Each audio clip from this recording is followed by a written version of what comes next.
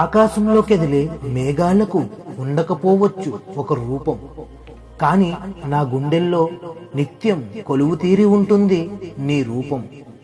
రూపం లేని మేఘాలలో దాగి ఉంటుంది అప్పుడప్పుడు ఒక అందమైన ఆకారం, కాని ఎప్పుడూ నా హృదయంలో అందంగా దాగి ఉంటుంది నీ ఆకారం. కనిపించని కరెంటు ఇస్తుంది ఈ ప్రపంచానికే వెలుగు, అలాగే కనిపించని నీ ప్రేమ ఇస్తుంది నా ప్రపంచానికి వెలుగు. కనిపించని అదే కరెంటు అప్పుడప్పుడు తీస్తుంది ఒక మనిషి ప్రాణం, అలాగే కనిపించని నీ ప్రేమ ఎప్పుడైనా దూరమైతే పోతుంది నా ప్రాణం.